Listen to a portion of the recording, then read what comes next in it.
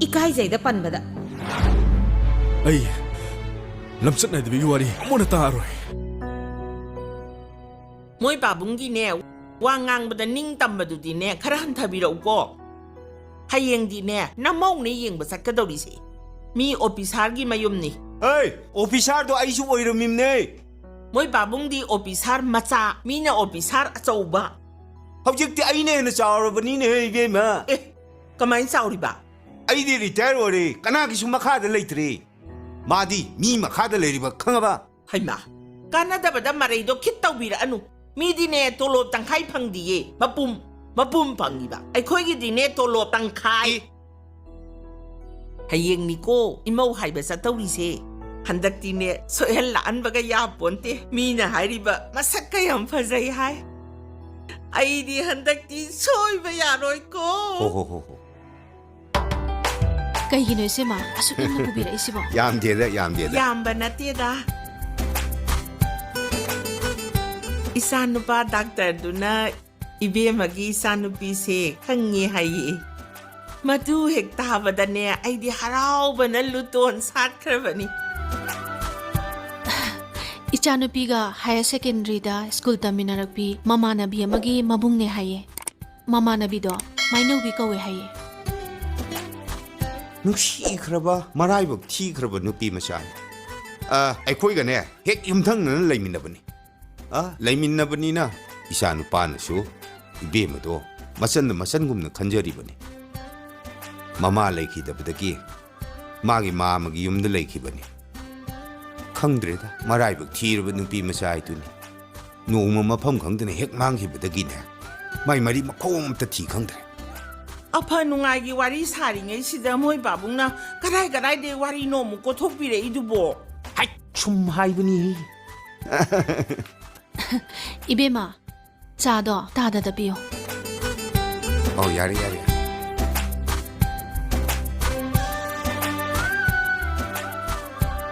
yengoi na se do amuta tholo hayo ko ta da sa se pai biyo chima sa pai biyo paisi marup mapang sagai na tai da phau ai di wari loin sa ba hau krabani ya bida ba ya roi ko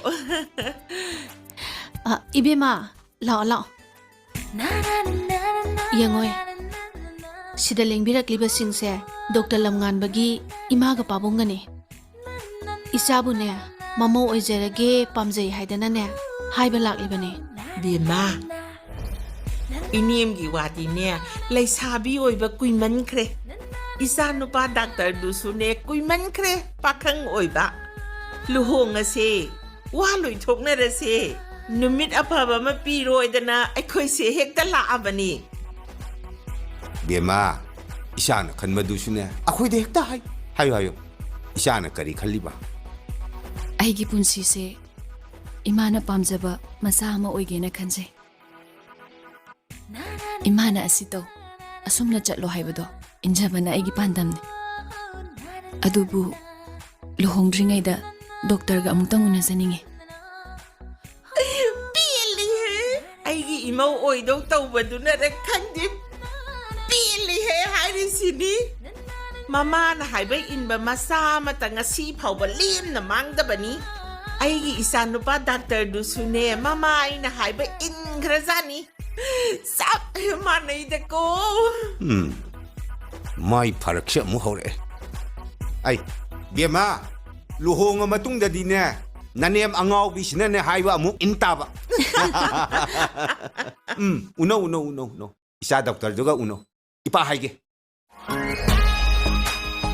toibiya naiko karigino nangna na domda sasage na harisibo ai tom sasage yaroi haibni toibiya nathanda jaba suya yaroi haiba aina thini haisini toibi nang ai yang wan nganu ko toibi ai sena badane nang nasagi na thogol oi phungkau kawrban lekai ne wari na rabani ko ai madu nang bu nungsi baini ne nungsi bagi oiram dadana pakhat bagi oiram dadane madu su yawrimni hauji nang aigi oira kansida ai ngonda mumang khredi nang aidi loire ne ha hai toibi nang gi damti ai hu thaga siyo ju sibu ngambani as paktare hanu basidi hauji to ibu mu kanada mu sattoino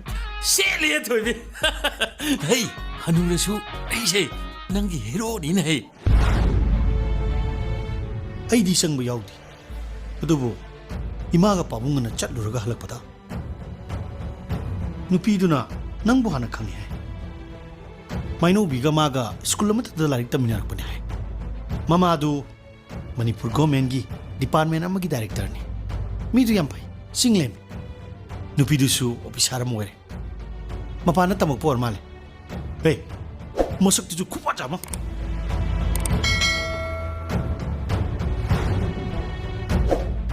ꯇꯥꯏꯕꯪꯆꯥ ꯑꯩꯕꯨ ꯍꯧꯖꯤꯛ ꯂꯨꯍꯣꯡꯒꯗ꯭ꯔꯥ ꯍꯦ ꯑꯩ ꯍꯧꯖꯤꯛ ꯂꯨꯍꯣꯡꯒꯗ꯭ꯔꯥ ꯅꯠꯇꯦꯅꯦ ꯍꯧꯖꯤꯛꯁꯦ ꯂꯨꯍꯣꯡꯕꯒꯤ right ꯇꯥꯏꯝꯅꯤ ꯅꯍꯩ ꯇꯝꯕ ꯂꯣꯏꯔꯦ ꯒꯣꯔꯃꯦꯟꯒꯤ ꯖꯣꯕ ꯑꯃꯁꯨ ꯐꯪꯉꯦ ꯗꯣꯛꯇꯔ ꯑꯣꯏꯔꯦ ꯏꯃꯥꯒ ꯄꯥꯕꯨꯡꯒꯗꯪ ꯌꯨꯝꯗꯨꯗ ꯇꯔꯛ ꯇꯔꯛ ꯊꯝꯃꯤꯗꯣ ꯃꯗꯨ ꯑꯩ ꯄꯥꯝꯗꯦ ꯅꯪꯗꯤ ꯑꯩꯗꯧꯅ ꯂꯥꯏꯔꯕꯁꯨ ꯅꯠꯇꯦꯅ ꯇꯥꯏꯕꯪꯆꯥ ꯑꯩꯍꯥꯛ ꯃꯤꯑꯣꯏꯕꯅꯤ ꯍꯤꯡꯂꯤꯉꯩꯗ ꯃꯤꯑꯣꯏꯕ ꯀꯅꯥꯒꯤ ꯊꯃꯣꯏꯕꯨꯁꯨ ꯑꯩꯍꯥꯛ ꯅꯝꯊꯥꯛ ꯇꯧꯅꯤꯡꯗꯦ ꯅꯪꯅ ꯍꯥꯏꯔꯤꯁꯤ ꯃꯥꯏꯅꯧꯕꯤꯒꯤ ꯋꯥꯐꯝꯂꯣ ꯑꯩꯉꯣꯟꯗ ꯋꯥ ꯂꯣꯠꯄꯤꯒꯅꯨ ꯍꯧꯖꯤꯛ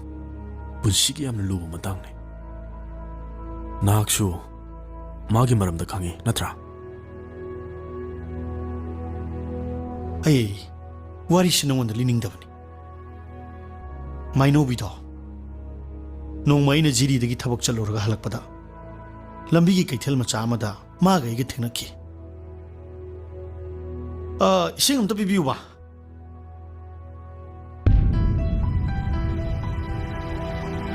ꯃꯥꯏꯅꯧꯕꯤ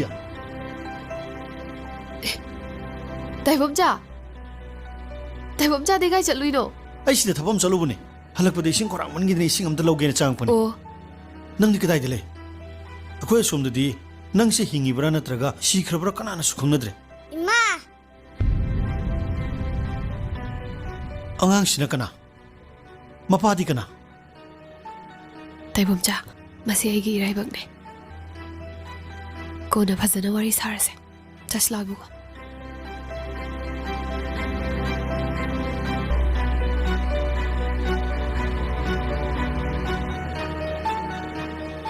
ꯀꯩꯅꯣꯝꯇ ꯍꯪꯖꯒꯦꯕ ꯀꯔꯤ ꯑꯩꯒ ꯍꯧꯖꯤꯛ ꯋꯥꯔꯤ ꯁꯥꯟꯅꯕ ꯅꯨꯄꯤꯗꯨꯕꯨ ꯃꯁꯛ ꯈꯪꯕꯤꯕ꯭ꯔꯥ ꯑꯦ ꯃꯊꯣꯡ ꯆꯥꯕ ꯅꯨꯄꯤ ꯅꯠꯇꯦꯗ ꯃꯆꯥ ꯑꯃ ꯄꯣꯛꯑꯒ ꯃꯥꯏ ꯅꯨꯄꯥꯅ ꯇꯥꯟꯊꯣꯛꯄꯤꯔ ꯃꯥꯜꯂꯦ ꯑꯩꯈꯣꯏ ꯈꯨꯟꯁꯤꯗ ꯂꯣꯠꯇꯨꯅ ꯂꯩꯕꯅꯤꯅꯦ ꯅꯤꯡꯊꯧꯅꯁꯨ ꯑꯃꯨꯛ ꯂꯧꯔꯕ꯭ꯔꯥ ꯈꯪꯗꯦ ꯃꯌꯥꯝꯅ ꯄꯉꯥꯡꯗ ꯉꯥꯡꯅꯩ ꯃꯆꯥꯅꯨꯄꯥ ꯑꯃ ꯂꯩꯕꯇ ꯅꯠꯇꯅ ꯃꯥꯏꯅꯧꯕꯤꯗꯣ ꯑꯁ ꯃꯔꯝ ꯆꯠꯁꯨ ꯆꯨꯝꯗ꯭ꯔ ꯃꯥꯜꯂꯦꯗ ꯍꯧꯖꯤꯛꯄꯨ ꯆꯞ ꯆꯥꯅ ꯃꯥꯏꯅꯧꯕꯤꯕꯨ ꯀꯥꯏ ꯂꯩꯒꯦ ꯃꯥꯃꯥ ꯑꯐꯥꯎꯕꯤꯗꯨꯒꯤ ꯃꯃꯤꯡꯒ ꯄꯜꯂꯛꯑꯅꯨꯗ ꯃꯄꯥ ꯀꯅꯥꯅꯣ ꯈꯪꯗꯕ ꯃꯆꯥ ꯑꯃ ꯂꯣꯏꯆꯦꯟꯅꯗꯅ ꯂꯩꯔꯦꯗꯅ ꯊꯨꯡꯉꯨꯕꯅ ꯃꯌꯨꯝ ꯂꯩꯔꯨꯕꯅ ꯃꯥꯒꯤ ꯅꯨꯄꯥ ꯃꯌꯨꯝ ꯑꯗꯨ ꯇꯥꯔꯦꯗꯅ ꯑꯁ ꯏꯀꯥꯏꯖꯩꯗ ꯄꯟꯕꯗ ꯑꯩ ꯂꯝꯆꯠ ꯅꯥꯏꯗꯕꯒꯤ ꯋꯥꯔꯤ ꯑꯃꯨꯛ ꯇꯥꯔꯣꯏ ꯀꯔꯤꯒꯤꯅꯣ ꯃꯥꯅ ꯃꯄꯨꯛꯅꯤꯡ ꯋꯥꯔꯛꯄ ꯉꯝꯗ꯭ꯔꯤꯕꯗꯤ ꯃꯥꯕꯨ ꯃꯤ ꯅꯠꯇꯕ꯭ꯔꯣ ꯑꯗꯨꯅꯤꯅꯦ ꯃꯥꯅ ꯇꯧꯖꯕ ꯊꯕꯛꯇꯨ ꯃꯥꯅ ꯐꯪꯖꯕ ꯍꯥꯏꯔꯤꯁꯦ ꯃꯥꯏꯅꯧꯕꯤꯒꯤ ꯃꯔꯥꯏꯕꯛ ꯃꯥꯒꯤ ꯄꯨꯟꯁꯤ ꯃꯍꯤꯡꯅ ꯑꯣꯏꯖꯈꯤꯕꯅꯤ ꯏꯃꯥꯒ ꯄꯥꯕꯨꯡꯒꯅ ꯁꯤꯜꯂꯤꯕꯁꯤꯗ ꯅꯪꯅ ꯍꯔꯥꯎ ꯌꯥꯕꯅꯅꯦ ꯅꯪꯒꯤ ꯑꯆꯨꯝꯕ ꯈꯣꯡꯊꯥꯡ ꯑꯣꯏꯒꯅꯦꯅ ꯈꯜꯂꯤ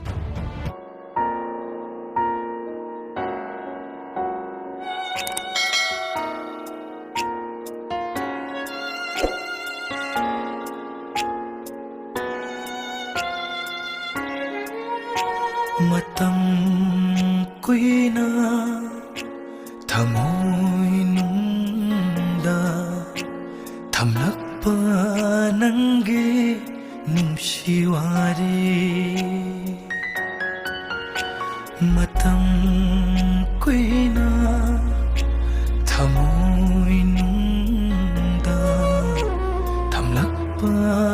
nange nungsiwari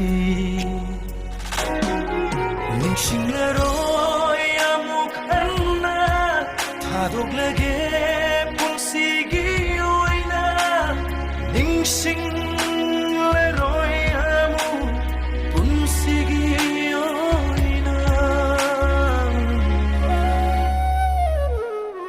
matam kuina thamoy nungda thamlakpa nanggi nungsiwari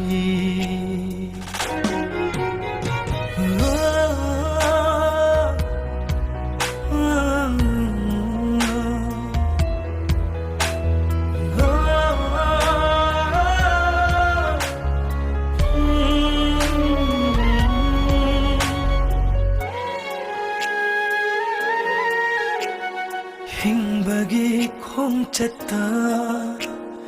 awanungai lambida chatminage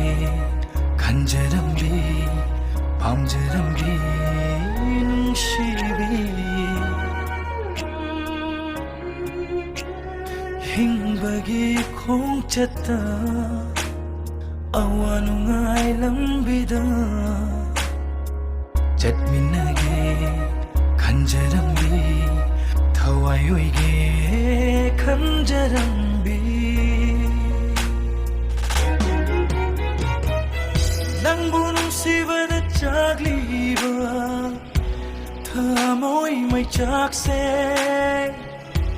muthatlage ngasidi thamoy na kanungdagi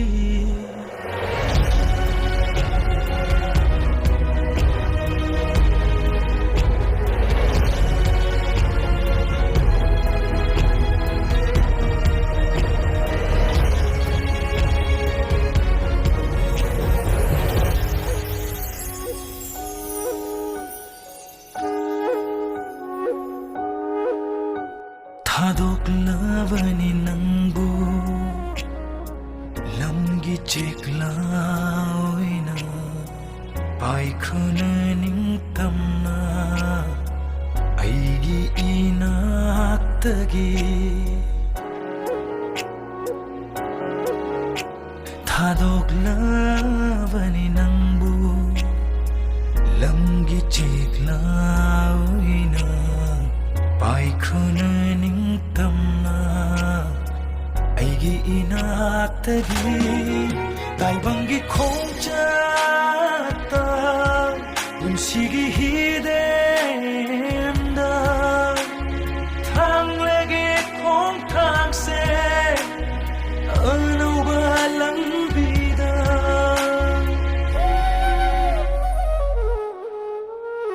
matam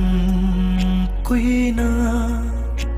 thamoy nungda thamlakpa nanggi nungsiwari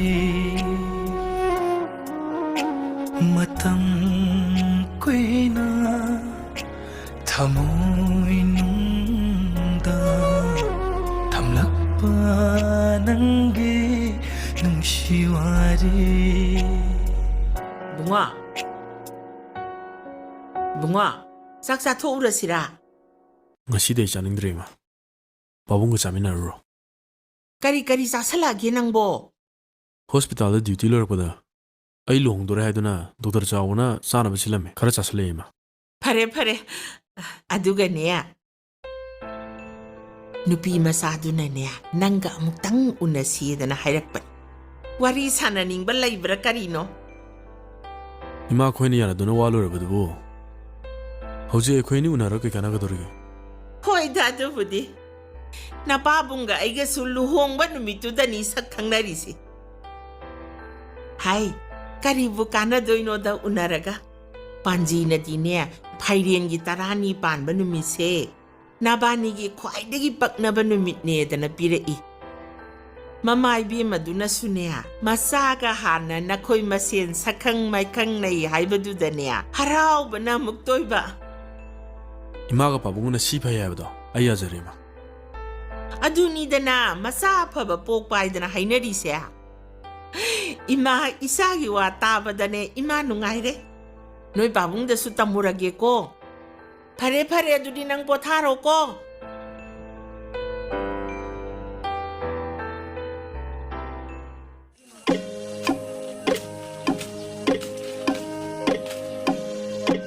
Hey, adu kun gano.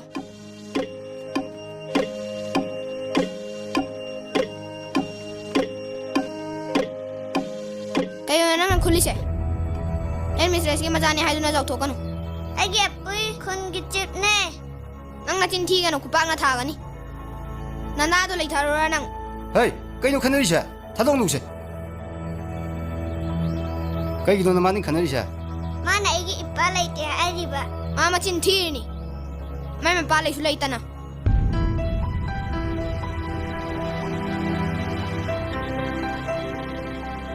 ꯁꯅꯥ ꯁꯦ ꯆꯥꯛ ꯆꯥꯊꯣꯛꯅꯕ ꯇꯧꯔꯁꯤ ꯂꯥꯛꯑꯣ ꯑꯩ ꯆꯥꯔꯣꯏ ꯀꯩꯒꯤꯅꯣ ꯑꯩ ꯏꯄꯥ ꯁꯨꯡꯂꯥꯛ ꯂꯥꯛꯇꯦ ꯑꯩ ꯏꯄꯥ ꯂꯥꯛꯇ꯭ꯔꯗꯤ ꯑꯩ ꯆꯥꯛ ꯆꯥꯔꯣꯏ ꯁꯦ ꯀꯅꯥꯅ ꯀꯩ ꯍꯥꯏꯔꯛꯑꯒꯦ ꯁꯦ ꯍꯧꯒꯠꯂꯨꯁꯦ ꯁꯦ ꯏꯍꯥ ꯁꯦ ꯐꯝꯃꯨꯁꯦ ꯏꯆꯥꯗꯅꯦ ꯀꯅꯥꯅ ꯀꯩ ꯍꯥꯏꯔꯛꯑꯒꯦ ꯍꯥꯏꯔꯛꯑꯣ ꯖꯦꯝꯁꯇꯅ ꯑꯩꯒꯤ ꯏꯄꯥ ꯂꯩꯇꯦ ꯍꯥꯏꯔꯛꯏꯕ ꯃꯣꯏꯅꯅꯦ ꯈꯪꯗꯗꯅ ꯇꯧꯏꯅꯦ ꯅꯪꯒꯤ ꯑꯄꯥꯗꯣ ꯗꯣꯛꯇꯔ ꯑꯆꯧꯕ ꯑꯣꯏꯔꯒꯅꯦ ꯑꯩꯈꯣꯏꯅꯤꯕꯨ ꯂꯧꯕ ꯂꯥꯛꯇꯣꯏꯅꯦ ꯍꯌꯦꯡꯈꯩ ꯃꯤꯅ ꯉꯥꯡꯕ ꯊꯥꯖꯧꯅꯨꯀꯣ ꯑꯩ ꯏꯄꯥ ꯀꯅꯥꯅꯣ ꯅꯪꯒꯤ ꯑꯄꯥꯒꯤ ꯃꯃꯤꯡꯗꯤꯅꯦ ꯗꯣꯛꯇꯔ ꯂꯝꯉꯥꯟꯕ ꯀꯧꯏ ꯏꯝꯐꯥꯜꯗ ꯂꯩ